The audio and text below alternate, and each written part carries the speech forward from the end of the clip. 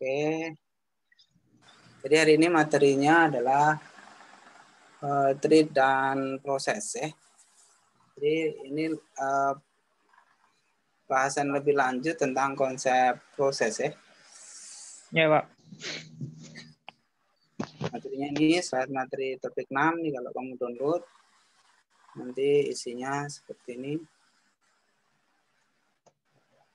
Nih. Kuisnya nanti termasuk sampai materi ini ya. Jadi di kuliah sebelumnya pernah kita bahas tentang konsep proses ya. Proses yaitu program yang sedang dieksekusi. Nanti semua sudah ya. Pernah kita bahas proses tidak hanya sekedar satu kode program, tapi juga meliputi aktivitas yang bersangkutan seperti program counter dan stack gitu ya. Jadi stack itu bentuk memori yang dia untuk menyimpan dan mengaksesnya itu harus berurutan gitu ya. Sebuah proses juga melibatkan stack yang berisi data sementara seperti parameter, return address, variabel lokal, dan data section yang menyimpan variabel-variabel global. Nah, ini ada hubungannya dengan kalau kita bikin nulis program itu ya, pakai C atau pakai Java ya. Nah, kita ambil poin-poinnya nih yang penting sampai nanti ketemu treat ya. Ini hanya review aja karena sudah sebagian sudah pernah kita bahas. Jadi kalau proses itu adalah menyangkut atau mencakup program counter, register dan variabel di dalamnya ya, yang sedang di manajemen gitu ya oleh sistem operasinya. Ada juga pengertian penting di sini bahwa sistem operasi itu mengeksekusi proses dengan dua cara ya. Yang pertama dengan teknik batch system namanya, yang kedua dengan teknik time shared system. Nah, nanti ada hubungannya dengan penjadwalan ya. Jadi kalau batch system itu mengeksekusi jobs, kalau time shared system ini mengatur eksekusinya atau eksekusi program pengguna atau user ya. Mengeksekusi program yang sedang dijalankan oleh pengguna gitu juga bisa artinya ya, atau disebut dengan tes gitu ya, tugas ya. Oke, berikutnya catat nih, jadi saya menunjukkan di soal-soal kuis nanti ya. Konsep proses sistem operasi Unix mempunyai sistem call fork yang berfungsi untuk membuat proses baru. Nah, beberapa operating system yang berbeda dia punya teknik yang berbeda ya dalam mengelola proses. Nah, kalau di Unix atau Unix itu yang sekarang kita kenal dengan Linux itu ya. Jadi Linux itu adalah keluarga sistem operasi Unix. Terminasi proses. Suatu proses diterminasi ketika proses tersebut telah selesai. Proses dapat mengembalikan data keluaran kepada proses induknya melalui sistem call wait. Nah, jadi kalau kita bikin program pakai C gitu, atau Java ya, itu kita biasanya ada teknik untuk membuat function ya. Nah, hasil dari proses yang ada di dalam function itu nanti akan mengembalikan nilai ya. Nah, nilai yang dihasilkan tadi dia akan dikembalikan atau dikeluarkan ya pada proses induknya deh, karena sebuah function itu biasanya ada di dalam sebuah subprogram. Nah, nanti subprogram itu adalah bagian dari program induknya deh. Nah, hasil dari hitungan sebuah function yang merupakan subprogram tadi dia akan dikembalikan ke induknya juga gitu ya. Supaya bisa diakses oleh function yang lain gitu ya. Nah, ada lagi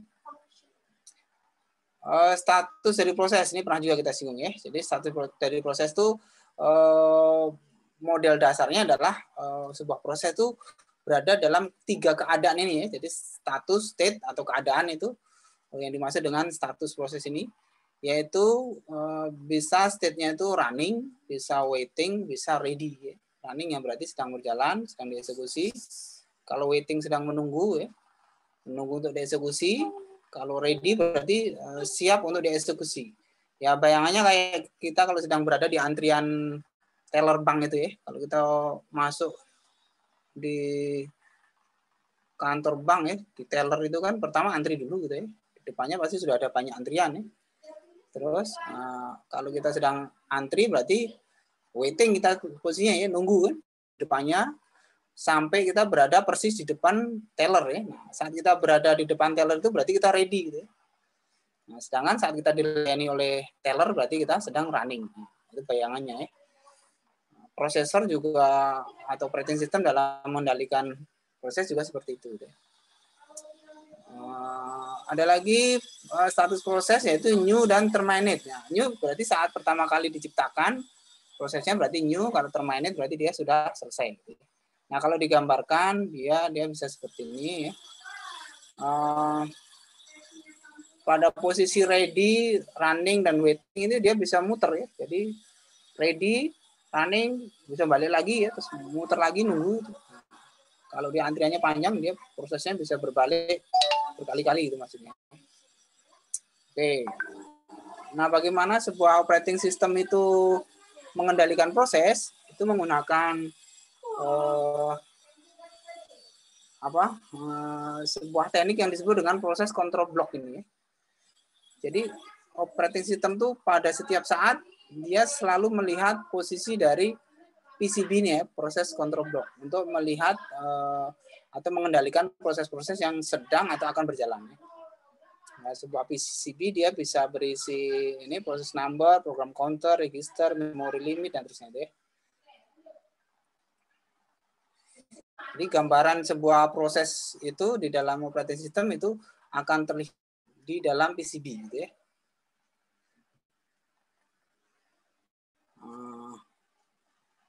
Nah, karena itu isi dari setiap PCB adalah pertama dia akan didapatkan informasi tentang status proses, kemudian tentang program counter ya. Jadi program counter itu menyangkut alamat memori di mana proses itu berada ya. Jadi ditaruh di memori di alamat mana gitu ya. Nah, kalau dia alamat memorinya ada di program counter berarti proses itu sedang dieksekusi oleh prosesor gitu ya. Kemudian CPU register ini menyangkut operasi dan data yang sedang dikerjakan ya, dieksekusi oleh prosesor. Jadi perintahnya apa? Misalnya mau ditambah, dikali, mau dibagi gitu. Kalau dia operasinya arithmetic, terus datanya di mana? Yang dipindah mana? Yang ditambah itu di mana? Nah, itu ada dicatat di register ya.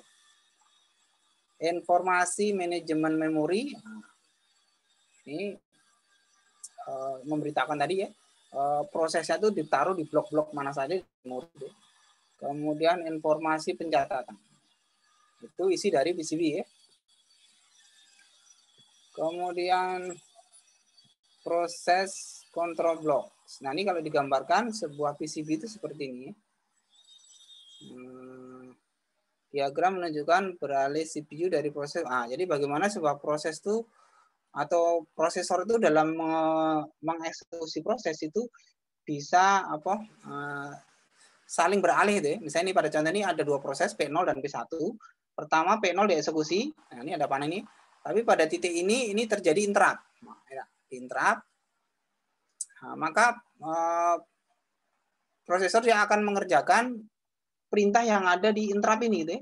Suruh ngapain interruptnya ini?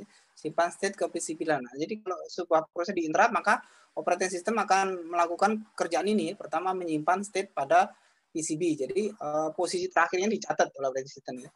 Terus ambil state pada PCB B1. Jadi sekarang proses P1 dimasukkan gitu ya.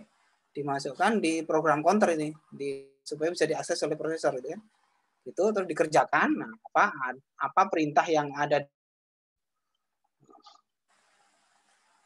untuk dikerjakan ya. Bisa jadi yang menginterrupt ini bisa jadi P1 ya. P1 menginterrupt P0 gitu ya. Untuk minta akses prosesor supaya perintahnya dikerjakan dulu ya. Mungkin ada perintah penting misalnya gitu ya.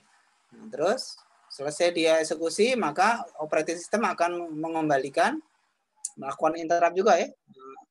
Simpan state ke PCB B0 ya. Jadi balikan ke proses sebelumnya gitu. Terus pada timing yang kesekian ini maka dilanjutkan eksekusi pada proses P0. Nah, begitu cara prosesor tuh mengeksekusi beberapa proses ya. Dan bagaimana sistem operasi mengendalikan proses-proses yang sedang berjalan. Nah, sekarang sampai pada apa itu pengertian threads. Konsepnya adalah thread itu sebuah alur kontrol dari sebuah proses. Jadi thread itu bagian dari proses ya.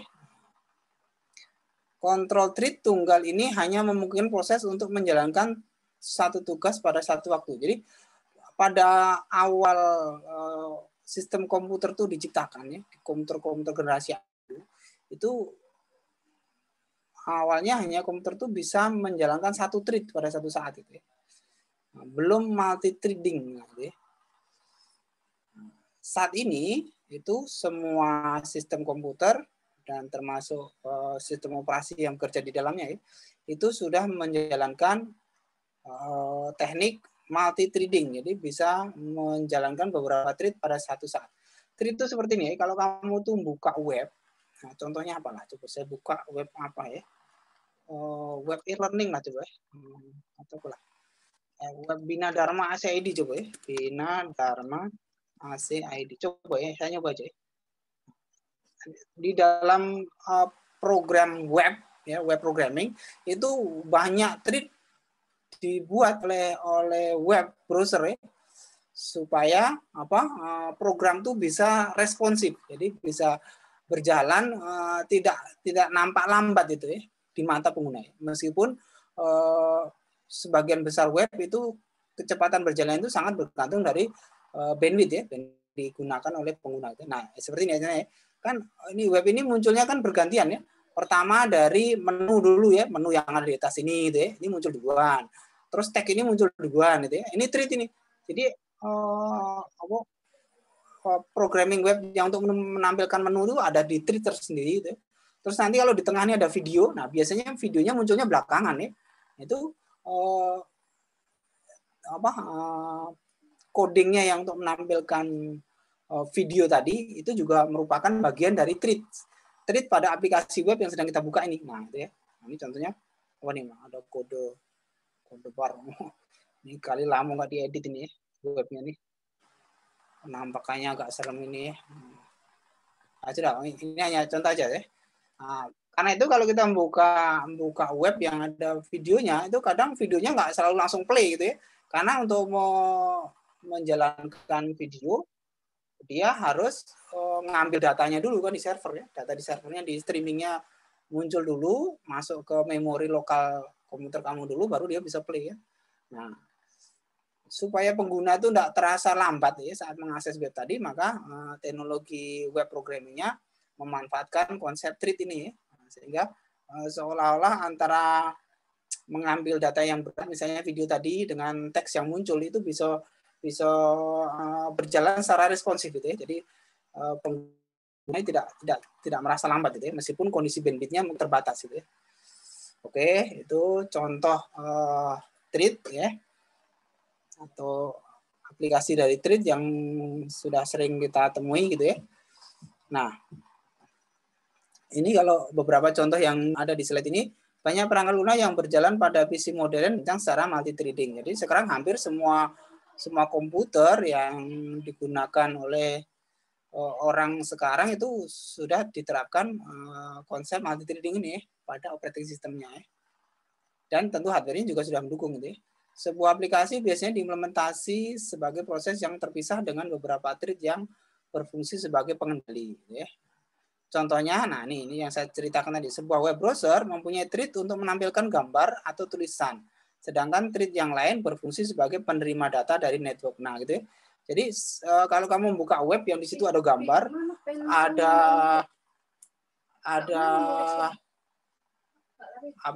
gambar, ada video, terus ada tentu dia web itu pasti narik data dari internet ya, dari network ya. Itu di 3 thread, setidaknya ada 3 thread tadi ya, itu bisa bekerja berbarengan gitu ya. Nanti mana yang akan muncul duluan ya, biasanya kalau gambar duluan dibanding video misalnya gitu ya, karena gambar biasanya tidak membutuhkan data yang besar gitu ya. Itu bergantung dari kecepatan bandwidth-nya kan. Nah, ini contoh bagaimana itu bekerja pada aplikasi web browser.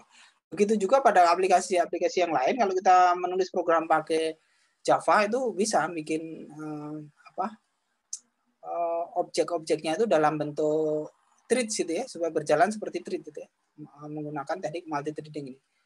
Kalau di Java bahkan ada tekniknya tersendiri untuk menciptakan sebuah thread itu. Java programming ya.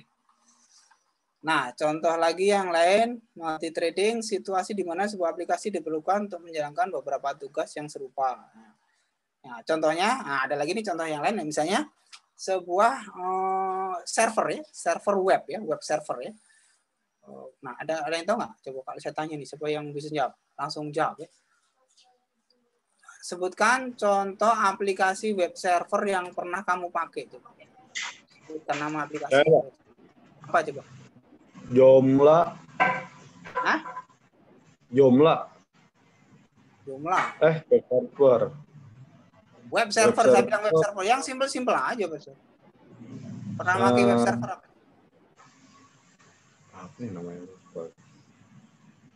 Perlu. Apa nih yang ngomong nih, kelihatan nih. WordPress, Pak. Saya, Pak. Muhammad Taufik, Pak. WordPress. Iya. Tahu nggak web server itu maksudnya apa? Web server itu maksudnya web server yang melayani web itu. Nah. Jadi kalau kamu akses servernya itu muncul web. Contohnya apa? Kalau kamu bikin web yang supaya muncul, kalau kamu mengakses sebuah server muncul web itu, aplikasinya pakai apa? Kamu kalau bikin web pakai apa? Bikin program web. Hah? Oh, program web. Ya, bahasa pemrogramannya pakai apa itu? PHP, HTML.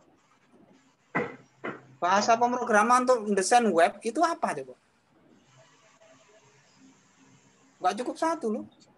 Iya. Apa coba? HTML, CSS. HTML ya. Terus apa lagi? Iya. CSS. CSS apa lagi? PHP. PHP. Nah. Oke, serang 3 dulu itu ya. Kamu tahu nggak bedanya apa itu HTML, apa itu CSS, apa itu PHP? Tahu nggak bedanya kamu? Untuk Kalau bisa HTML, menjalankan, kalau menjalankan HTML cukup kamu punya browser ya, ya. Iya. Kalau mau jalani PHP kamu harus pakai apa?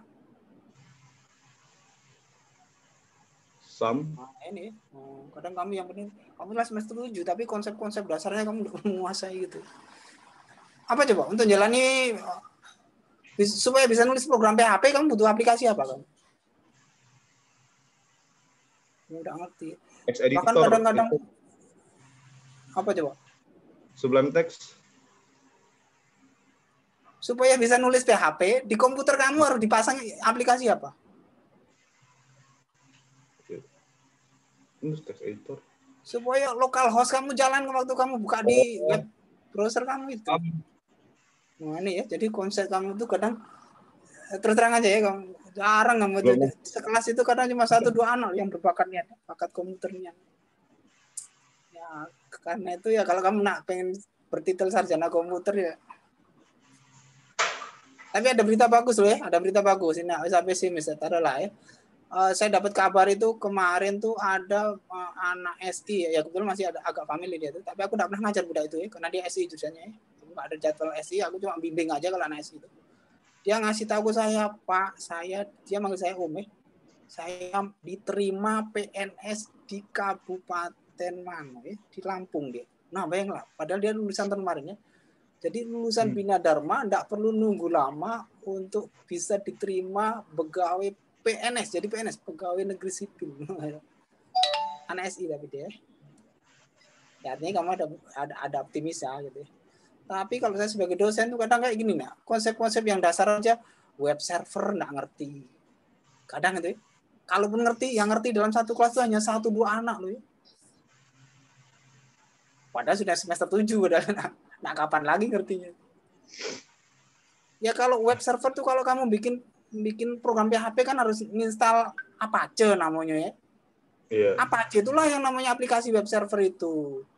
Cuman yang kamu install tuh exam ya, karena kamu taunya install Apache itu pakai exam itulah ya. Kalau di Linux kan nggak bisa, nggak ada exam di Linux. Di Linux yang installnya Apache gitu. Install Apache tentu harus digandengi dengan MySQL karena web server kalau tidak ada database nggak ada gunanya juga, nggak bisa berjalan optimal. Antara web server dengan database server itu harus berjalan berbarengan ya. Kalau mau bikin aplikasi yang hebat, aplikasi web atau aplikasi mobile sama wae ya, butuh butuh web server, butuh database server. Ya harus bisa lah nyebutkan simbol-simbol itu. Itu kan mata kuliah di semester 1 atau 2 kali. Oke, lanjut lagi lah. Nah, jadi harus banyak belajar lah kamu kalau nak hebatnya jadi sarjana komputer ya. Meskipun tidak harus lah ya. Sarjana komputer bekerja di bidang komputer ya. Cari kerja yang lain yang duitnya banyak, lebih banyak. Apalagi contoh yang kedua nih.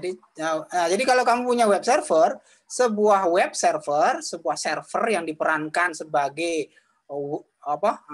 komputer yang bisa melayani web gitu ya.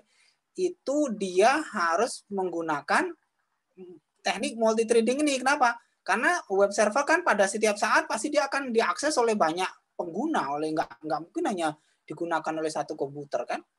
Ya, apalagi kalau kamu pakai medsos itu ya, servernya IG, servernya WA itu pasti sangat sibuk gitu ya. Setiap detik dia diakses oleh jutaan bahkan bisa miliaran orang ya pada satu saat. Nggak boleh macet ya. Berarti servernya IG, servernya WA itu dia setiap saat mengelola miliaran trading ya. Satu user ya dia akan disediakan satu thread gitu ya. Nah itu contoh terapan multi trading ya. Kalau web server berjalan sebagai proses yang hanya mempunyai thread tunggal, maka ia hanya dapat melayani satu klien pada satuan waktu. Nah, jadi single threading itu sekarang sudah merupakan hal yang tidak mungkin gitu ya. Nggak akan berguna lagi gitu ya. Kalau bikin program yang hanya bisa diakses oleh satu pengguna pada satu saat. Pasti harus multi threading kalau program yang sekarang masih dibuat itu ya.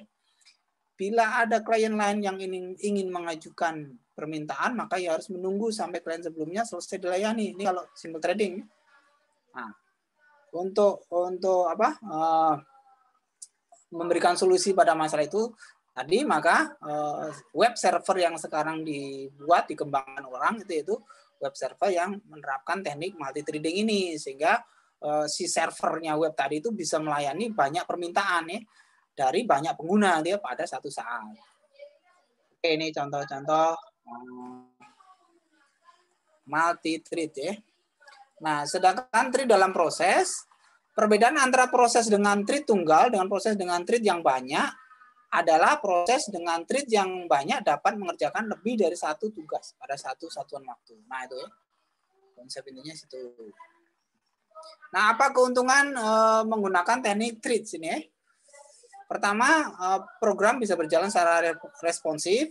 Itu contohnya sudah saya demokan tadi kalau kita buka web ya. Terus berbagai sumber daya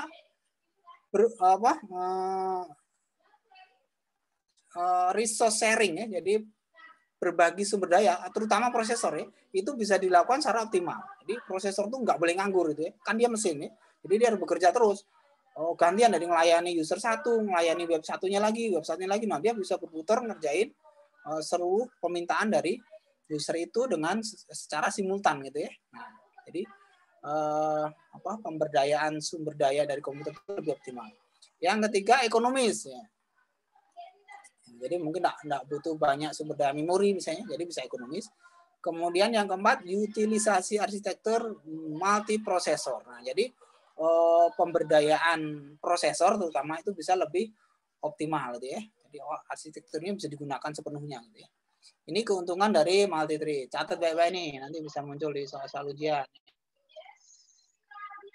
Nah, ini penjelasannya kenapa dia responsi ya, membuat aplikasi interaktif menjadi multi threading dapat membuat sebuah program terus berjalan meskipun sebagian dari program tersebut tidak diblok atau melakukan operasi yang panjang. Jadi contohnya tadi kalau responsif kalau kita membuka web yang ada videonya, meskipun videonya itu belum di loading 100% gitu ya karena kondisi jaringan misalnya, tapi webnya itu jalan gitu. Nah, nggak perlu nunggu loadingnya itu 100% dulu baru terbuka gitu kan.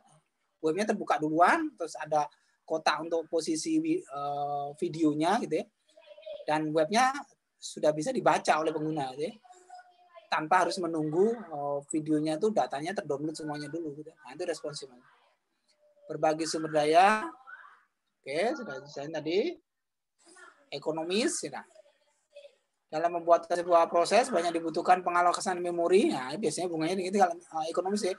Bisa ekonomis pengertiannya dengan penggunaan memori, bisa juga dalam penggunaan bandwidth itu ya. Jadi bandwidth-nya bisa optimal. Utilisasi arsitektur multiprosesor. Nah, karena sekarang hampir semua sistem komputer yang modern itu menerapkan arsitektur multiprosesor. Kalau kamu pakai Pentium 2 itu ya, dual core. Nah, kalau baca-baca di itu ya, spek dari prosesor itu dual core itu artinya prosesornya ganda gitu ya. Jadi bukan satu prosesor ganda. Nah, kalau prosesor ganda berarti dia mestinya bekerja lebih cepat ya, karena yang otaknya ada dua misalnya gitu. Oke, ini yang dimaksud dengan keuntungan utilisasi arsitektur prosesor. Apalagi nih, multi threading. Nah, berjalannya thread ini ada hubungannya dengan berjalannya kernel ya. Kalau digambarkan seperti ini. Setidaknya ada 3 model berjalannya sebuah thread dengan berjalannya sebuah kernel ya. Jadi kernel itu inti dari operating system ya. Perintah dasar yang ada di operating system itu tersimpan dalam kernel itu ya.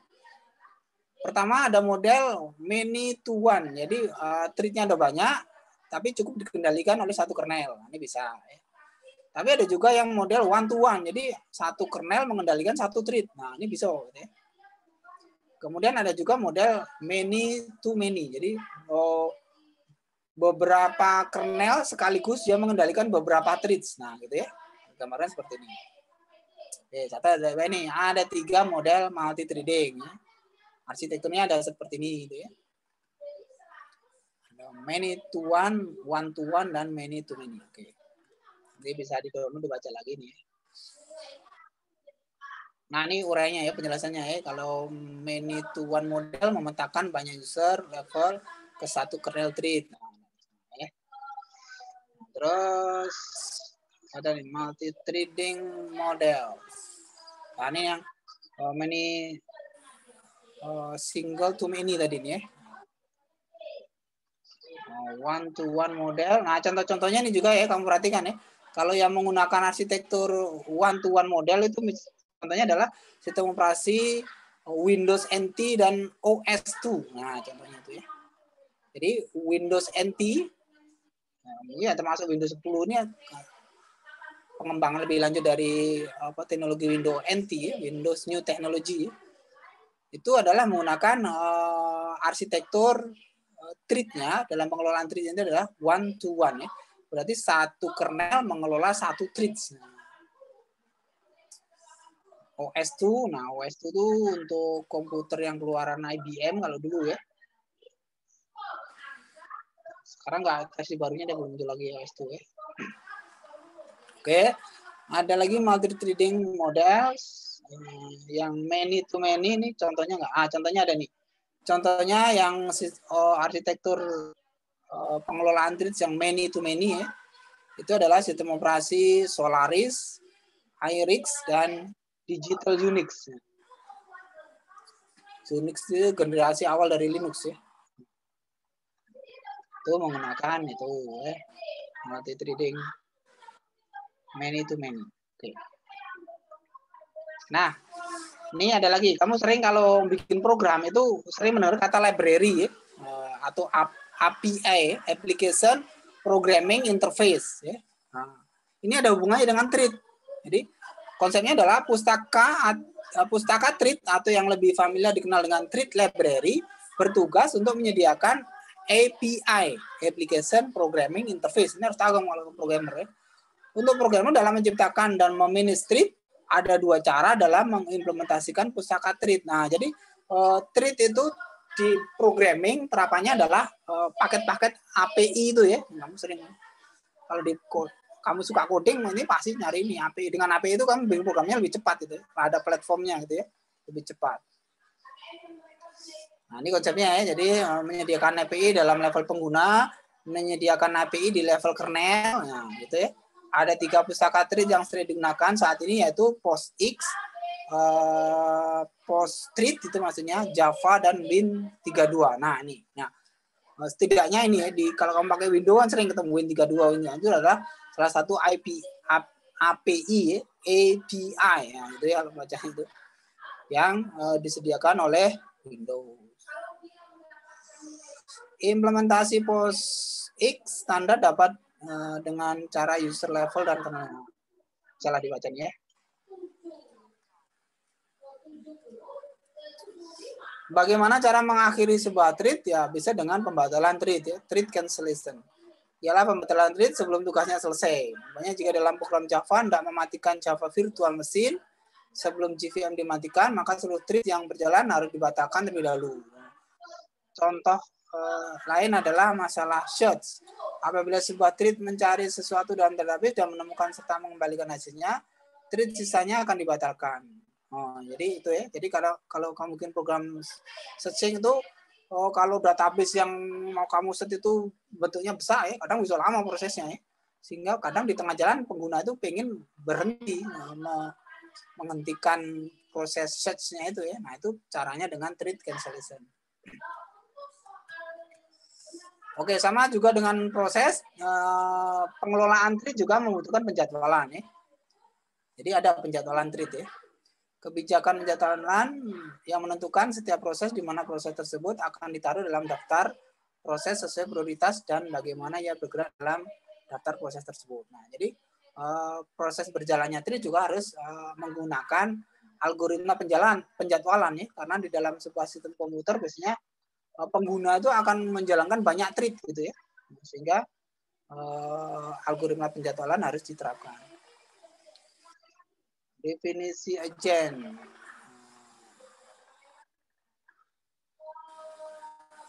Ini salah satu terapan dari thread ya. Dengan software agent ini, baca aja lah ya. Saya ambil yang inti-intinya aja ya. Ini sudah bagian akhir ya. 33.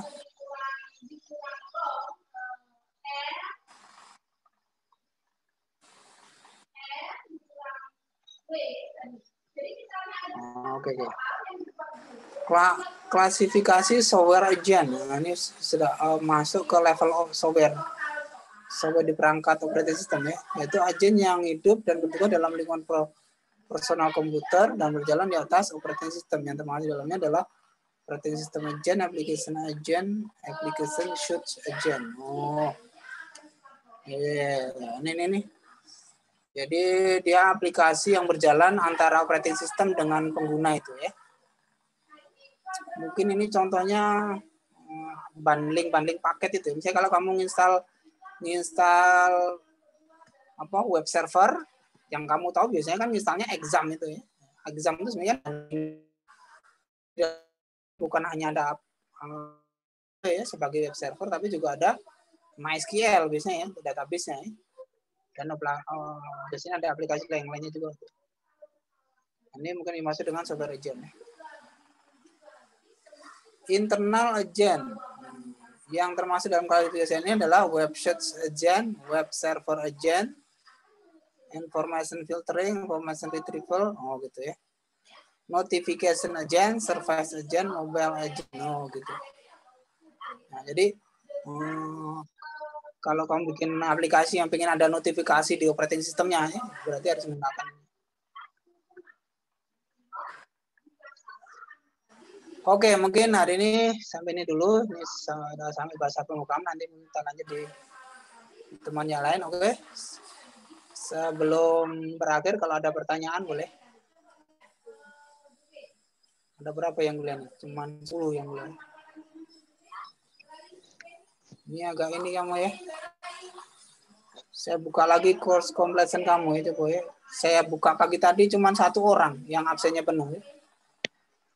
Apa yang lainnya enggak minta nilai bagus ini? Berarti yang dapat nilai bagus 1 orang aja gitu. Yang lainnya lulus jadilah gitu. Ini saya share lagi ya. Sampai hari ini nih, padahal pagi tadi ini sudah saya share ini. Oh, ini nah tetap 1 orang itulah yang absennya penuh ya. Sisa pun Azwar Tri Ramadhani. Dia yang absennya penuh 100%.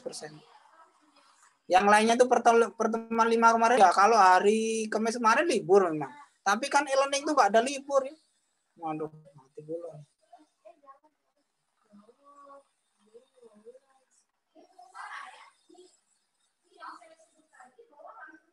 Halo? Masih ya? Masih jalan nih? Masih berapa menit ya? Oh, masih nih. Jadi di... Halo, suara saya terdengar ya? Dengar, Pak. Oke. Kedengaran. Kalau lihat ya saya ini ya, hanya ada satu matanya penuh, yaitu si Aswar Tri. Yang lainnya absennya nggak penuh tuh. Bahkan pertemuan 5 kemarin itu nggak ada yang masuk kuliah nih. Ada 2 sih yang upload tugas ini. Sikonya lagi Lodri, tapi Lodri ini cuma ngupload tugas saja nih. Jadi absennya nggak 100 nih. Bolong 2 nih sayang nih. Hanya ngisi forum sama ngeliat video, ngeklik video aja nih.